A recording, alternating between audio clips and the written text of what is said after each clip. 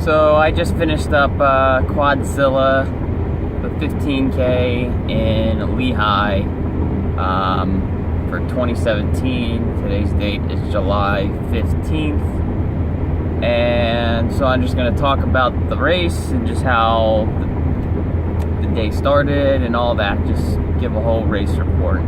First time ever doing this. So last night I went to the Mets game and I kind of drank a lot. That was kind of went against the plan, went against the grain. Kind of a dumb move in retrospect, but got home probably around like 1 o'clock in the morning, and I set my alarm for 5:30 and woke up a little bit earlier around like 4:30.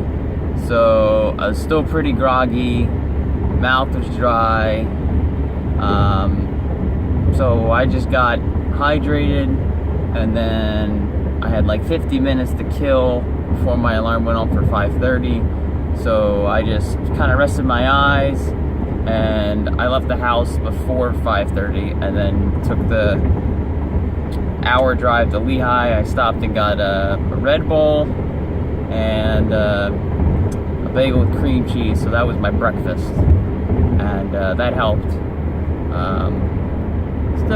Still wasn't feeling all that great.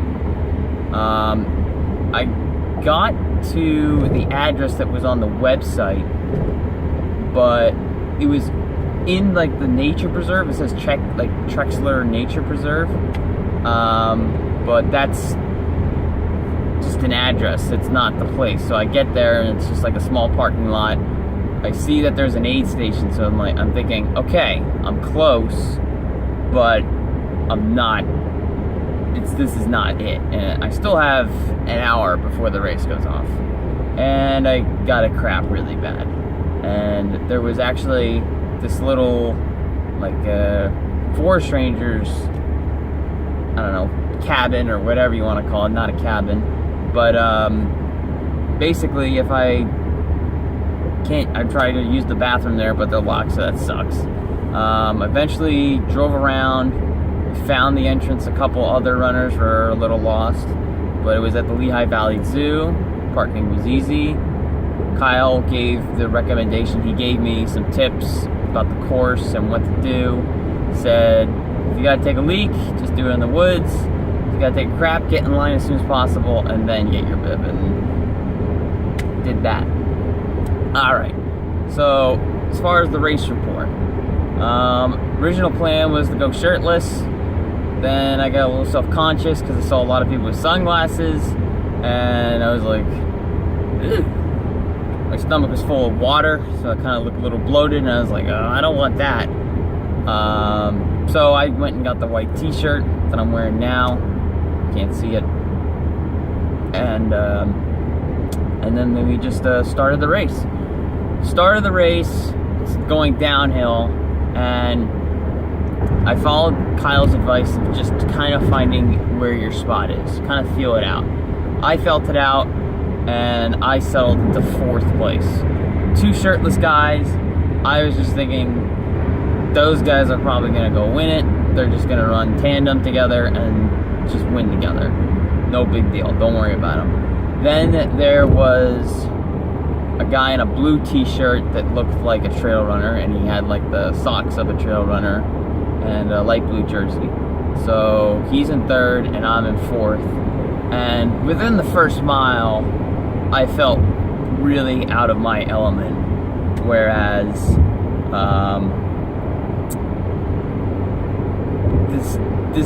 this isn't the type of race that I normally do, because we're just flying down the downhills. We're going out really fast, and I slip and fall. I actually fall on the ground. It wasn't hard or anything. The guy behind me is like, yo, you okay? And I'm like, yeah, I'm alright. And I got up. I mean, I'm just thinking, what are you doing, Corey? What are you doing out here? This is really not you. This is not your race. And so first mile was like 6:17, and I mean, I can tell you the splits, but I mean, I'm driving, so it's not too big a deal. I just guesstimate. So I just kind of settle in and just say, stay close. Like at 1.8, I step in some mud, and my sock get wet, my right foot, and I'm thinking, great, I gotta carry this around for 2 miles.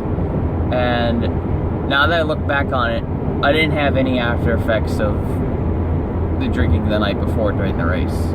I felt pretty great, no real grogginess. I just was kind of like fish out of the water the first couple miles.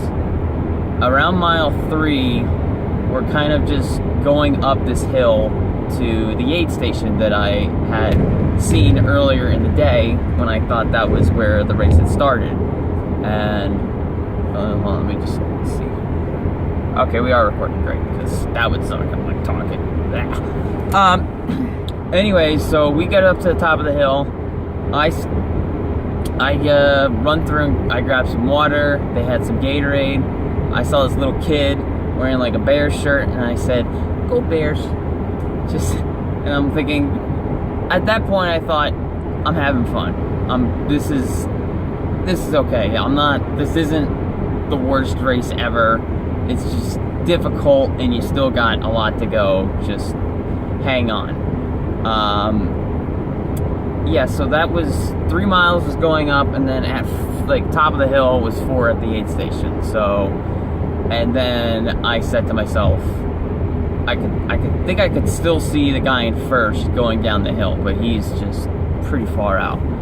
Second place guy is a shirtless dude, and he's in second, and then the blue shirt guy is kind of gaining on him in third. And I said to myself, well, you got fourth locked up, because I had looked back and I didn't see anybody too like close by. I mean, unless I completely fall off the wagon, I think I got that locked up. But lost my train of thought. So I got fourth place locked up, but you might as well take a shot. So at the 4 mile, I passed the third place guy, the blue shirt guy, and then I passed the other shirtless guy. And he was a little older, had some gray in his beard. I think he was in his 30s. I talked to him after the race. He does trail races. He said he did a 70 miler this year, so he's been around the block. So he knew his stuff. And he was actually running with the water bottle, and I saw that and I was like, great, he doesn't stop at the aid stations. That's another knock against me. This guy knows what he's doing.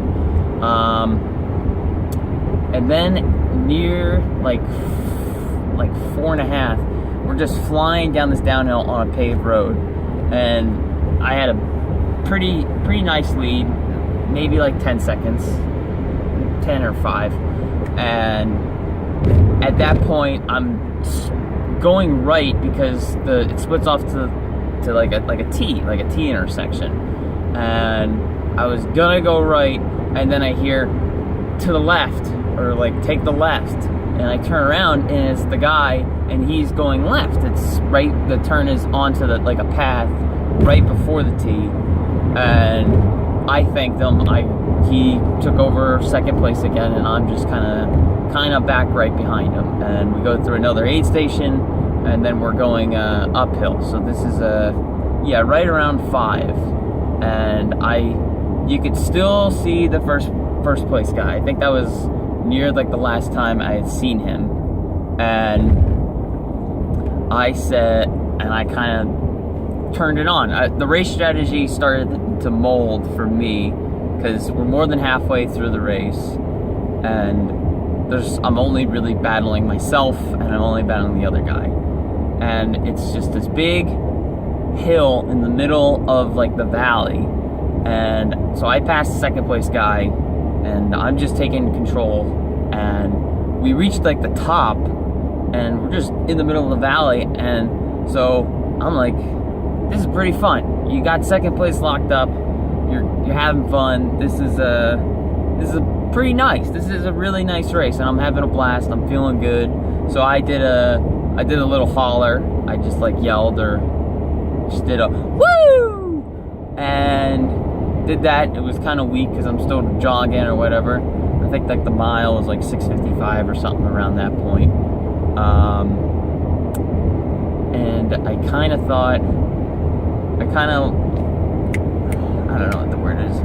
Anyways, we're just going up and around these hills, and then I kind of knew in the back of my mind, Kyle told me that there's some uphill and downhill where you go down and then immediately go back up. So I'm thinking, all right, that's coming up somewhere. You gotta be prepared for that. You got this is like the last half of the race because it's gonna eat up your time. So for 6, yeah, I remember just flying down the downhills. I'm just thinking to myself, run like a cross-country runner and just fly down these downhills. Because these downhill, that was the thing. Yeah, when we came to the end of the hill part, we're in the valley or whatever, it was, the trail just went straight down like the hill. And I thought it was just gonna go straight into the woods, and I'm just flying down this thing, and then all of a sudden it turns right, and I fall off the trail. That was another thing. I'm no trail runner, I'm a road runner, 100%. And I'm just flying down these downhills, and I'm just, when there's a turn, I just don't have the stopping speed that I just kind of fall off and slow down into like the brush, and then I get out. I mean, that's kind of how I felt like in the first mile, and realized I was really out of my element, and it just kind of continued. And some of the trails in the back, I guess they're trails, they're more meant for walking. I'll explain that in a little bit. So it's flying down the downhills, and then we go into the woods again, and then we go up like our first uphill, like it's kind of like old rocky and shit. And I'm going up that, and I'm just minding my pace. Just keep going, keep your lead, you'll be all right.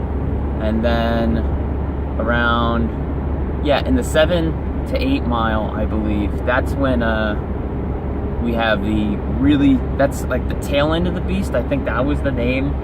That there was this little sign that said that. So you had to go up these very steep hills.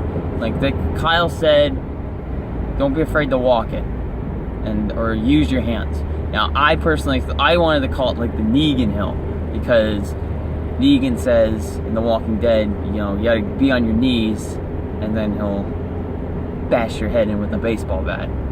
But I said, no, you're not getting on your knees, you're not crawling, you're not putting your hands on the ground and doing that crap. So I just said, just keep moving. Don't run. You don't have to run, just you can walk. So going up that, I'm walking, and I'm mindful of the guy in third, he's behind me, and I am worried about him, but I'm just telling myself, he's walking too.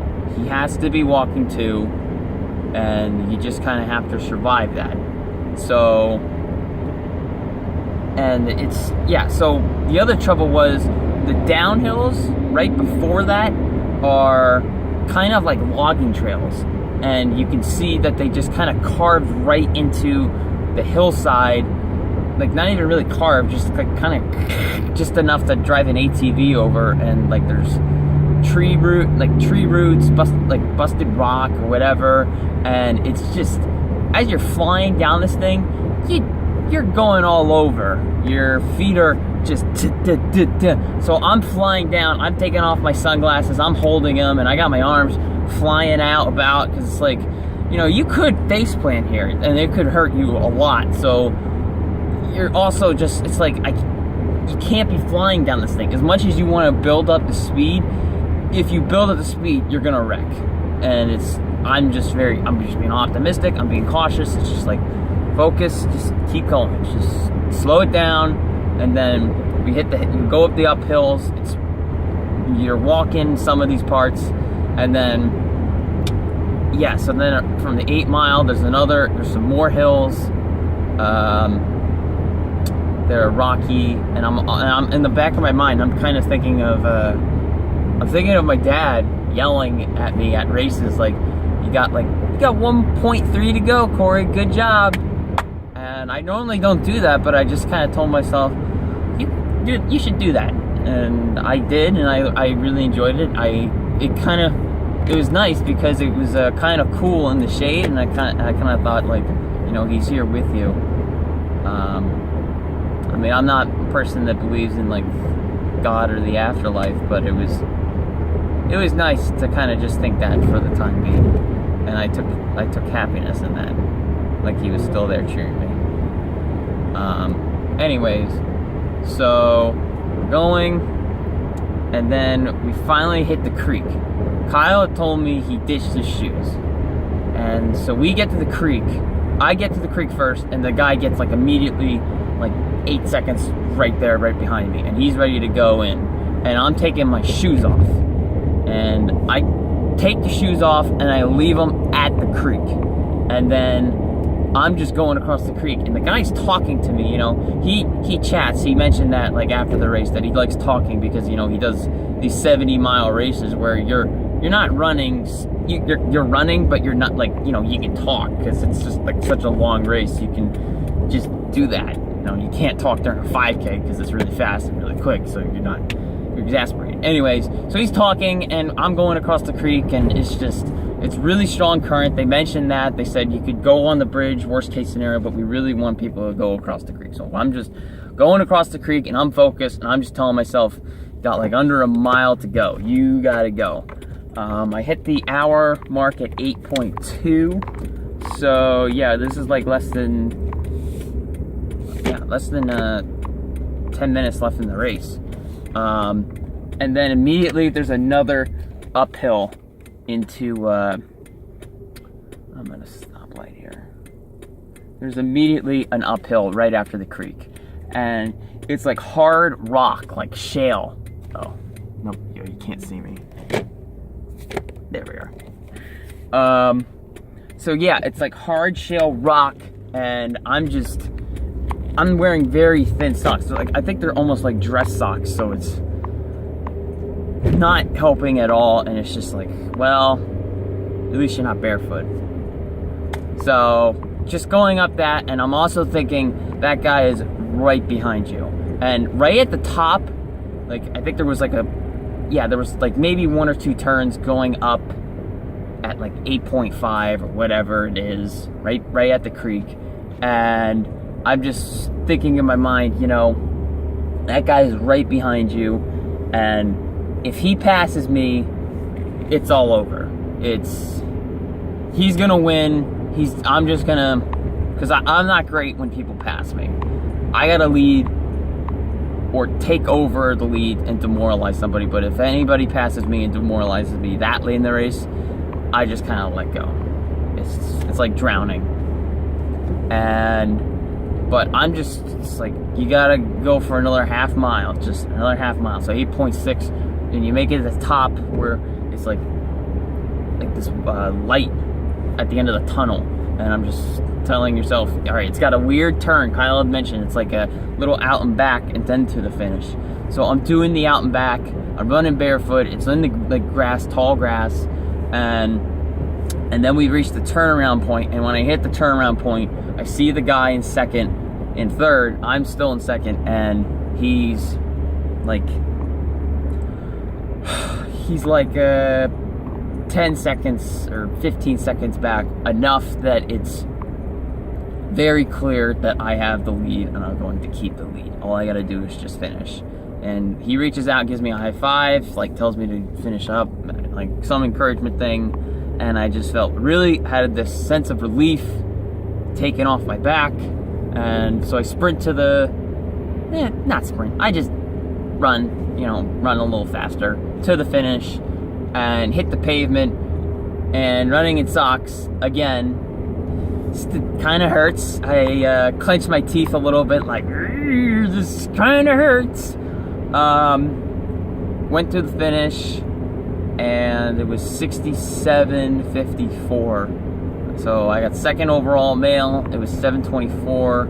The distance on my GPS said 9.18. They said the course was a little harder. Mike, the race director, said the course was a little bit harder than years past.